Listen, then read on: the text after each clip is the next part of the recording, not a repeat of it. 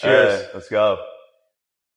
You guys ready? Hey. Let's do this. All right, let's do this. What's up? Welcome to the Andy Squared podcast, where we sit down with the most ambitious in entrepreneurship, business, and fitness. This week, we've got Daniel Hack on the pod. Daniel Hack. Daniel Hack here with the Mad Beet. Daniel Hack is a self-made entrepreneur. He's the owner of Mad Beet Juicer in Pacific Beach, and is the founder of Connection Capital. I just realized why it was called the Andy Squared podcast. Episode number 3. All right. What's up? Welcome to the Andy Squared podcast. I'm Andy Kaiser. And I'm Andy Iglesias. And we've got the honor of having Daniel Hack here in the house. We're at his Mad Beet here in Pacific Beach. Daniel, he's a serial entrepreneur. Daniel's really a guy that's made a name for himself within the real estate realm as well. He's done a lot of things. I can't speak to all of them right here, but we're going to dive into it, get to know him, get to have him share his story with you all, and let's go. Hey, excited to be here, guys. Yeah, thanks for coming out, Daniel. We appreciate it. So I guess first question we always ask every entrepreneur that comes on the show is kind of walk us through what your day-to-day is in the life of Daniel Hack. Like, what is it that you do? That's a great question. So what I do today, I joke that where I was previously to where I am today is very different. For me, it's a lot of meetings, a lot of vision, a lot of collaboration and development there. But to get to this point, it took a lot of execution, long nights, early mornings, stuff like that. So I joke, like, we live here in the beaches. Like, I rotate between Palmies, Java Earth, and Second Nature, having a lot of meetings to be able to continue to grow what I'm focused on. Mm-hmm. So what would be like your main focus right now? Great question. So my main focus is Connection Capital. So really, we have a vision to help make other people $1 billion. So through truly passive investment, so in real estate and business acquisition. Nice. A little bit about what got me here today is where we are today is not a passive investment. I love it because it's giving me an opportunity. Where are we today? Where are we at right now? Okay. The people are talking Mad Beet, hand scooped acai, the best acai The best bowls. in town. So good. Hands down. So we have the best acai bowls, smoothies, juices, and healthy wraps. The wraps are so good. People don't I'm even literally know here about all the the time wraps. eating wraps. Good macros too. Yeah, Exactly. Really good protein. I mean, it's the best spot in town for a wrap, honestly. Hey, and what's great is we're the fast casual healthy option, so we're friends with everyone. And the wraps, people don't know about them. People are sleeping on the wraps, but once you start, you can't stop. Yeah. My friend Joey, I got him on him. He's like, bro, I'm having like 3 or 4 a week. So all Greek non-fat yogurt based. So it's a great option. They take a little bit longer, so I'd suggest calling in. Or that's what I usually do. I'll call in, and I think you guys also have an app. Is that correct? We have an app and online. That's because you're an efficient man. You know, you got places to go, people to see, deals to close. Honestly, well, I work and live. This guy's got to grow the economy. Yeah, exactly. Like 5 minutes Single-handedly. Doesn't grow itself, dude.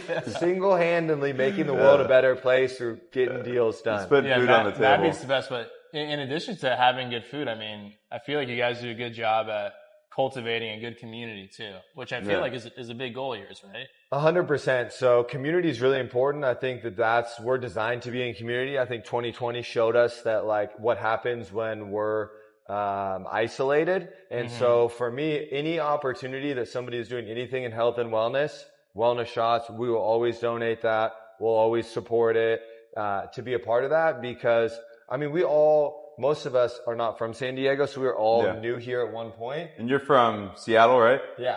Seattle, and you've been here for how long? Since 2011, so that'll be, 13 years. Oh, wow. Yeah. Cool. So you said wellness shots. Are those the wellness shots there? Hey, we got some right there. You want to take should we those? grab them? Hey. Let's do it. What's all in there? All let's right, go. So we got lemon, ginger, honey, and cayenne. The people will call them the non-alcoholic tequila. Nice. The people being myself. It hasn't really gone on to anybody else. But these are really good. Cheers. What to entrepreneurship and somehow like staying healthy while you're doing it. There we go. Hey, both and. Cheers. Hey, let's go. Oh, it's good. Yeah, that one's got a little. That's got a kick. It's got a kick to it. That's why we call it the non-alcoholic tequila. Oof. So Yeah, it's got a bite. you get a little bit of both there. So It's like cayenne in there, right? yeah, lemon, ginger, honey, and cayenne. So it's great for immunity. Woo. Also, good if you have. Hey, there we go. Just gotta spit that gum out. So That's funny. it's also good. It'll help coat your stomach if you have an acai bowl or something like that. I always suggest having one of those first. You won't have the same lethargic feeling afterwards. Yeah. Depending on who makes them, they're going to be a little bit more cayenne. Which you see I'm like, team, let's add a little bit more honey, make it, just a little more smooth. So No, that's good though. Yeah, I like that. It wakes you up. yeah, I feel like you need that. I feel like when you take one of those like little juice shots and it like doesn't kind of kick you, you're like, does this actually have anything in it? Right. But that's good. So I'm curious for you, how long has this spot been open for? so this has been open since 2014. Okay. I bought it last May, so it was May 1st Yeah. of last year. So it was my favorite acai bowl place. I've been going to it since it was in a different location. And one of my gifts is really connecting people. So the previous owner reached out to me because he was looking at selling and was navigating some of the different tax implications and was asking if I knew anyone who could help with that. And the interesting thing is I'm 35 now, but at 30 years old, I wrote my perfect day at 35. And what I wrote is that I have lunch at my acai bowl and get a juice there. Nice. Yeah. And I was like, wait, I didn't even know I wanted that. But I have a friend who owns the rights to like Dave's Hot Chicken here and Little Caesars. So I knew it was a good business model. Yeah. So somebody I really respect in the way that he goes about business. But I want to make the world a better place. Like Dave's Hot Chicken's great, but that's what I would have for like a cheat meal or a treat meal. I want to have a place that I can eat every single day. Yeah, no, that's really cool. So you mentioned when you were 30, you're right now, 5 years from now, this is what I want my perfect day to be like. Is that a practice that you've been doing for a while? Is that something that you think has like made an impact on your life? 100%. I think visualization is really important. Yeah. I think there's two dynamics. One is we want to reflect and look at the past, because a lot of us, we get so focused on the present and the now, but we can actually look at the past, learn from it, and reflect, and also have a perspective of it. Because hindsight's 20/20. Those things that were so bad in the moment, you're like, wow, that was really powerful. That actually taught me something, which is helping me get to where I am today. But then the future is, if we don't know where we're going, if we don't have a vision, I ask the question, does this get me closer to or further from the vision that I have for my life? Because it's so important what questions we ask ourselves. So I have that vision. Okay, I wake up. I have my house. There's a beach volleyball court with a wellness wing. All of these things. I have a office in Point Loma. So all of these things that actually did happen. I ended up getting rid of the office in Point Loma because it's too far to drive from Mission Beach. But it's a powerful practice that I highly suggest. So you essentially write from the second you wake up to when you go to sleep, your perfect day normally at a event. So it could be your birthday. It could be something that's like a day that you would normally kind of consequential. remember. Yeah. You're saying to write, like the event has to be what you're writing, or you should write it on your birthday? So you write it, so like at 30 years old, or maybe you're 29, whatever it is, you're writing it for like 5 to 10 years out. Gotcha. For a day, a birthday, a Christmas, something like that. That's that would be, if you're married, maybe it's an anniversary, something like that. So it is a day that has some sort of meaning to it. Yeah. If a man knows not where he goes, no wind is favorable. Yeah. Marcus Aurelius. Hey, that's a good one. That's a deep one, yeah. Kaiser reads a lot. Yeah. He's full of big quotes. quote guy. Big quote guy. Big quote guy. I mean, he's, you talk about stoicism. And so much wisdom and knowledge from that. Yeah. So I like it. Yeah, I feel like stoicism and all those philosophies, you can really incorporate that, especially these days. You tend to forget of like the principles of like what makes a good man or a good business person. Are there any particular books that you've read in the past that have kind of impacted your life, or even any philosophies or things that you've learned about that kind of impacted you in a big way? My favorite book is The Go-Giver. So I've given over 200 of them away. Nice. The basic concept of it, instead of being a go-getter, which is what can I get out of a situation, it's what can I give? What kind of value can I provide? And within being a go-giver, there has to be trust to be able to say, hey, I'm going to provide value. I'm going to do this, and I'm going to trust that everything else is going to work out. So that's the basic concept of it. In terms of stoicism and that, The Obstacle is the Way is a great book because it talks about the obstacle is the way. It talks about a lot of times we look at these things that happen to us as bad, but really it helps us to form us to the person we're supposed to be. And a lot of times, like, we're like, hey, get me out of this situation. Instead, it's like, no, keep me in it as long as you need to form me into the man that I'm called to be.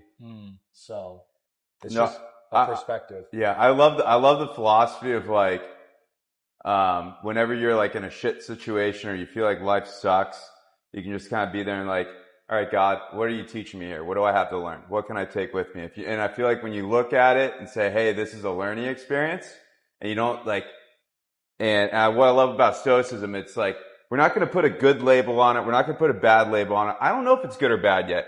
This shit experience right now might be the best thing to happen for me in terms of growing into my future. So like, I love just the perspective of like, okay, if something happens, what can I learn from this? How can I move forward? How can I apply that? And improve as a person. Cause I feel like, especially as a man, like life's not easy, but you've gotta, and life always comes at you. And even for when you look at someone, you think they have an easy life, they probably don't. They probably have difficulties too. And everyone goes through those things, but be able to take that in and say, okay, what can I learn for this? How can I level up? How can I move forward? I think that's powerful. So 100%. I like what you said there, that it's almost looking at it from a neutral lens. I don't know if it's good. I don't know if it's bad. Because sometimes as a naturally positive person, I can always jump to gratitude, which I think is powerful. Yeah, definitely. But sometimes, you know, I have the choice of what I look at in a circumstance. But there are some things that just suck. And it's okay to like, one of my mentors said something. She said, you don't have to find the silver lining in a non-neutral situation. You can just ride the wave of whatever that is, but then still learn from it, but be in the moment of it. So. Yeah, I also like that book. You ever read that book, The Power of Now by Eckhart Tolle? Yeah, I've read that one. Being mindful and being present, which I feel is so difficult these days. It's so easy to get caught up in memories and also like looking in the future. And you can spend so much time in either of those two buckets that you forget like your day to day, you know? And even the word present is a present, right? So it's a gift. We can't be anywhere outside of where we are right now. And it's interesting because especially like us as men, a lot of us have a vision in a future and we're going and getting after it and we're created to be able to do that. But that also makes it so we're not always present in the moment. Like this is a great conversation that we get to have. Or, you know, we're looking at you're going on a hike and you're thinking about the mountaintop when it's actually the path that is where the real joy is. Like, you know, your road trips, we go up to the mountain and go snowboarding. Some of the best times are just joking with the boys on the way up or the people there and just being totally present in that moment. It's like, it's a dynamic that we ebb and flow in and out of. Yeah. And I feel like as a business person, it's such a fast pace of life. What are some things that you find kind of bring you into a really creative and or calm state of mind? Like, do you like to go running? Do you do yoga, surfing? Like, what are some things that you enjoy doing? Great question. So breath work is my number one. Nice. So I actually invested in Breathe Degrees because I love it so much. What is that? Breathe Degrees. Breathe Degrees? No. So Breathe Degrees is the first brick and mortar breath work. So Wim Hof style breath work. Think a yoga studio, but breath work. It's up in La Costa. And then they have cold plunge, hot tub, sauna. So you get this whole experience. Cool concept, I get some guest passes as an investor. So we're definitely getting the boys up there. That's cool. But what's really powerful is there's also an online platform. Okay. So what I talk about is it's like an oil change for my mind. Whenever I'm having a tough day or something's heavy there, that I will go and do a 15-minute breath work, or I have a sauna at my house. And so I'll actually turn the sauna on, do a 15 or a 30-minute, and it helps me reset because we have, like 80,000 thoughts or 40,000 thoughts every day. 80% of them are negative. If we can lessen the noise in our head, it's really powerful. So breath work is big. And then also, cold water therapy, which we both got gyms that have the cold plunges, but that really helps because it resets. It's like I go into the water one way and I always dunk my head and because I come out differently. You're a dunker. You dunk the head I'm a dunker. Time. You got it. I was in high school basketball, so I got to make up for it. Let's go. Big layup guy. Slap the backboard. You know, I have T-Rex for arms. I'm almost 6'3", and I have 6'1" arm span. So Nice. There you go. Not a lot of vertical in high school basketball days, but it's okay. Are you still balling every now and then? I'm retired from basketball. I play beach volleyball now. Great place to be for that. Yeah, because I want to play for the next 30 years. I'm too competitive, and I was good at basketball. Like I have good hand. Dude, I've knocked out. I chipped a couple of my teeth, and I re-chipped them probably 6 times just playing intramural basketball in college. Yeah, really. It's brutal. Yeah. Well, the teeth are looking great now. Appreciate it, dude. No, dude, but like down low, bro, like you get the elbows. Yeah. It's crazy to me watching it now, where I see people jump, and I'm like, that could be a rolled ankle. That could be because in volleyball we barely have a lot of contact. Yeah. But the whole sport of basketball is jumping up with people right underneath you. Yeah. And in volleyball, we're like, whoa, bro, why'd you come underneath the net? Like, we don't want to get hurt. Yeah. Yeah, playing pickup basketball when I was 21, tore my ACL along with like the meniscus and everything. Oh yeah. Luckily, had the surgery, they replaced it. I'm good to go. Did an Ironman after that, a bunch of marathons, but no big pretty deal. sick. It can be like Climbed a pretty. That's pretty just super chill about it. Yeah. Well, Swam around the world. I called my surgeon after like 2 years later. I was like, hey man, like by the way, this knee that you fixed, I just did an Ironman. I just did like 2 marathons. I'm hiking a bunch, and he was stoked on it. Dude, Yeah. I'm fired up for that. So Andy and I were doing October 4th. We're gonna do a 100-mile run. Yeah. It's gonna be gnarly. That's good. That's gonna be a real challenge. 5 weeks from now, yeah. Yeah, so I guess that is 5 weeks from now. But you go back April 19th. I was up at Mammoth Mountain snowboarding. I was up at like the summit doing a rundown. Had a freak accident. Clipped my board. Fell over the front. Slammed my side. Didn't know until later. I'm like sitting in the hotel room. I'm blowing up like a baby, like I have a baby. I go to the hospital. I find out I have like a lacerated spleen. Oh, my. Lost a liter or 2 of blood. Was in ICU for 3 days, and then had luckily it's been a quick recovery. Andy and I just did a marathon. What was that? 3 weeks ago now. Yeah. But I mean, talk about like what we were talking about earlier. Talk about like being present in the moment and having gratitude, dude. The first 3 weeks after that, I've never been more appreciative of my family, my friends, the fact that I could breathe, like just all the simple things. Yeah.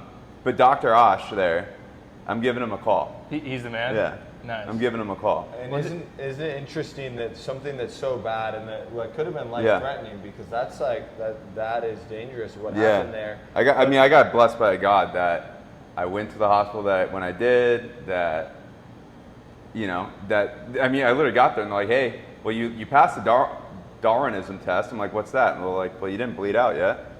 I'm like, okay. There we go. And then we're I'm good. like, okay, cool. But look You're usually at a good the test gift. taker. Thank you. Yeah, we need to pull out my SAT scores or ACT. But even the perspective of what happened out of that, right? Like that you were able to say, oh wow, when I was in that place of the ICU, maybe my mom calling too much or this thing or like the family dynamics. It's like, hey, I'm just happy to be healthy. And that's one of the things that like, if you don't have your health, you've got nothing. Yeah, you realize in those moments that money doesn't matter, money comes and goes, but your health stays with you, and that's what, and the people you have around you stay with you. Yeah. But I guess I'm curious for you. I know you've kind of struggled with some things, back in the past, and you found that to be a huge propeller for you moving forward. And I'm kind of curious for you if you want to talk about. I don't know, was there like any catalyst moment in your life where like maybe you had a mind frame shift, maybe you looked at things differently than how you did before? Like I feel like now I talk to you and you're like super optimistic, you're this connector guy, you're this very, person that wants to help other people. Have you always been like that, or were you initially kind of had a different mindset and then something kind of moved you towards that?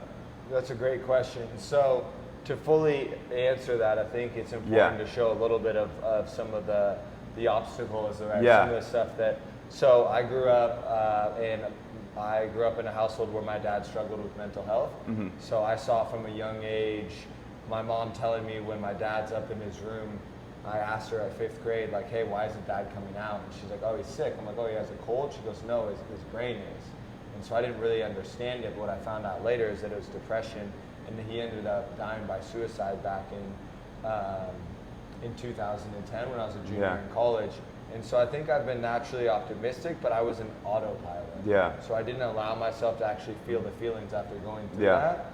He used to say that we don't have control over everything that happens, but we do have control over how we respond to it. Yeah. Instead of have a great day, we can make it a great day. So that became a mantra.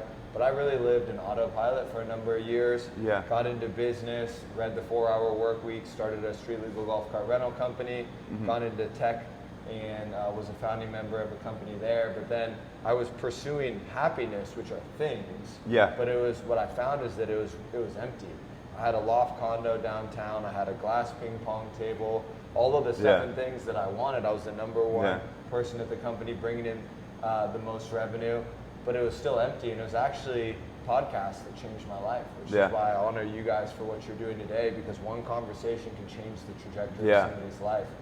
And Tim Ferriss asked this question to Laird Hamilton and his wife, Gabrielle Reese. He said, what's the one piece of advice you give your 30-year-old self?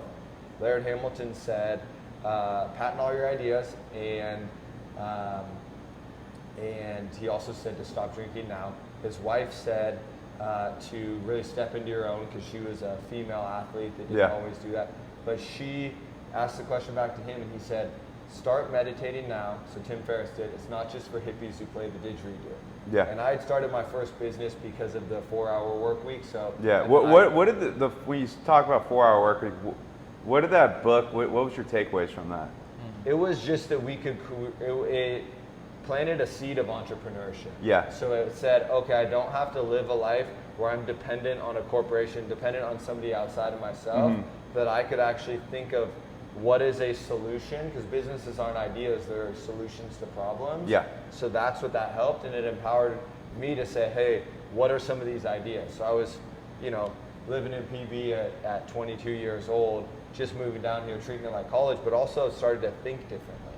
So that's what that really helped.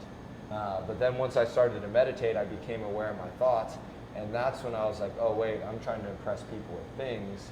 So I ended up moving into a van, so I couldn't impress people with things. So I did 7 months of van life. Did you stay in San Diego in the van, or did you travel? No, just in San Diego. Really? Yeah. Would they ever ping you to move your van, or?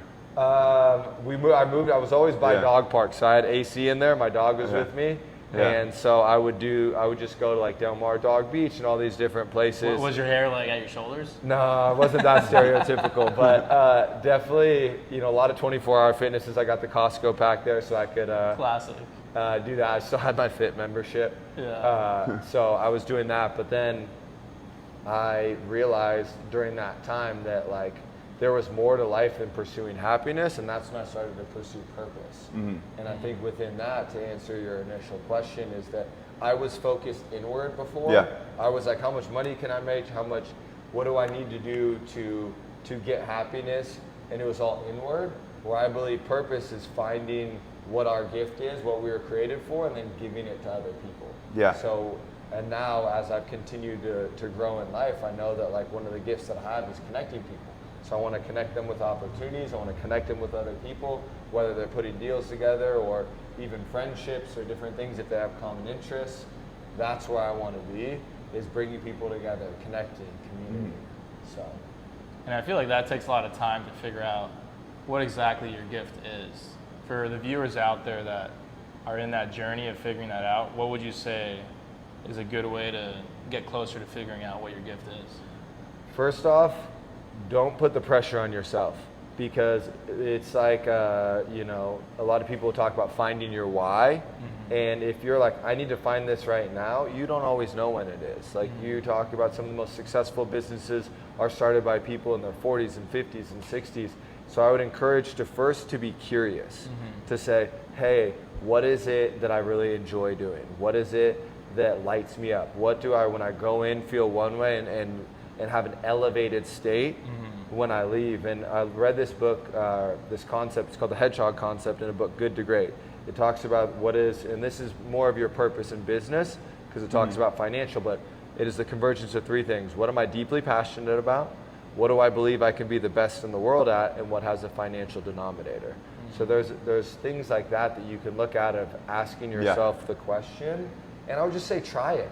Like, go and try things, have fun. Like, if you see somebody living a life that you may want to live or pursuing something, go and learn from them. Go and join them in that. Just go do it. No, I feel like the biggest thing for me is I would always be like, oh, that person does that or that person does that. And I realized, like, it's not that deep. Like, at the end of the day, you're out here, we're on a rock, we're floating around, you do whatever. But what I really like is kind of embodying. I think when you, I think for me, like, I look back to my fitness journey, and I feel like in high school, I was like, I'm an athlete, right? I always thought that. And then I kind of drifted away from that for a bit. And then what really got me to do it was to say, hey, I'm an athlete. What does an athlete do? Well, they work out, they play sports, and they push themselves in athletic competition. So like just embodying that persona and just saying, hey, I'm going to be this person, and then, okay, what do they do? And then applying that, I feel like that's what led to the results. And then I think everything's just a habit of consistency. You are what you do repeatedly, and success is merely a product of consistency. So I feel like once you say, hey, this is the persona that I want to be, this is what or whatever it is, if I want to pursue a new avenue, okay, what do the successful people do? Let's break that down to a day-to-day, and then let's do that over and over and see what happens. And the I am statement is so powerful. Yeah. Whatever you want to pursue, start saying, I'm an athlete, or I'm a business person, or I am whatever it is that you want to pursue, because that's the most powerful statement out there. And if you can continue to have an identity in that, then it's a powerful place to be for whatever you are pursuing. But you're right, Atomic Habits, like, just do this. Yeah. Atomic Habits is a great book. That one actually got me. I mean, it reads like pretty much like an instruction manual, but it's great. Yeah, it's a good book. It is. So beyond that and everything that we've spoken about, at your core, looking forward the next like 5-10 years, what do you think motivates Daniel Hack the most? Like, what makes you get out of bed every day, and even looking forward 20, 25 years, 30 years from now, where do you see yourself in the future as a business person and just as a regular person on this planet? Great question. So I think continuing to pursue purpose rather than happiness or things that are fleeting. So that's the first, is to pursue purpose. And I really, what I see myself in the future is, like, I'm very clear on my goals, that I want to help other people make $1 billion, and also change and advocate for mental health by getting a gratitude journal in the hand of every high school student. But through that all, I lost one of my good friends recently. And I think one of the things that I'm really focused on is what we talked about, like experiencing life. I say yes a lot more. I used to be like, nope, I got to go to bed early, got to get in the gym, got to do these things. And it's like, what do we remember? We remember the times that we had with the people that we care about. So for me, it's pursuing experiences with great people and continuing to grow and learn and become, because I think it is action, but also unveil, because I believe I was created with a plan and a purpose. Wow, that's powerful. Yeah. And do you feel like your plan and purpose is solidified, or is it ever evolving? I think I have more clarity now than I ever have before, but that's I think a good feeling. It is. Yeah. It's been a whirlwind, to say the least, but it actually has been my word for this year is refine. So it's been a refining season, which I don't suggest using that word as your word for the year, because God will definitely refine you. But I think it's going to ever grow. Like, I know my friend... Constantly changing, constantly learning. Exactly. Like, when I have a family, it could be different. One of my friends is like, I want to be the best trial lawyer whoever lived. And then he had a son. He's like, I want to be the best father who ever lived. So I feel like having kids really changes your business mindset too. Yeah. You start to be a better balancer with having a family and a business at the same time. Exactly. You know, part of the reason I work really hard today, so I can go and do that. And have a ranch. I want to have a ranch. Where's your ranch? I want to have it in San Luis Obispo. Beautiful. Ooh, nice. My friend has one out in Julian, so I'm going there this weekend. It's like my disconnect. But after seeing some of the pictures there, I want to do that and then get my pilot's license so that I can fly up there. Fly up the coast, that'd be awesome. Yeah. Wow. So. Yeah, I feel like getting out to the quiet. San Diego's a relatively large city. I mean, it's not like New York City, but you can definitely get caught up in like the fast pace of it. But getting out to like farmland or having like vistas to be able to decompress is so important. 100%. I don't know if you've read the book Wild at Heart, but I haven't. It's a powerful book, and it talks about like especially we as men are designed to be in nature. And I've found that when I'm in nature, it's like shoulders down, reset. So I'm going out there. My dog loves it too, so Jackson. Nice. So I'll disconnect from the phone, and 24 hours feels like 3 days. So, and there is some studies that have done when you're looking off into the distance, it's actually really good for our brains. Really? I could see that. Whenever I go out camping or hiking, I always feel just like at my best quality. I get the most creative, I get the best sleep. Your circadian rhythm is back to normal because you're waking up with the sunlight, and then you come back completely refreshed. 100%. It's the best thing ever. Shout out Julian. I have to go more often, man. Boys It's got to the go best. camping, dude. Yeah, let's get out there. I'm here for it. Yeah. Kaiser, did you want to have any other questions for Daniel before we end here? Dude, I feel like it's been a good pod. Yeah. I feel like it's been able to dig into a lot of stuff here. Yeah. Awesome. Yeah. Well, thanks, guys. Appreciate you. Appreciate you coming on. Always a pleasure. Thank you. Beautiful. Yeah, dude. Pleasure having you. It's been a good one. Yeah, sweet. We'll cut there. Thank you guys for tuning in. This is the Andy Squared podcast. Andy Iglesias here, Andy Kaiser. Daniel Hack, and thank you for Man of tuning the hour. in. We'll see you for the next one. See you guys. Peace. Hey. Let's go.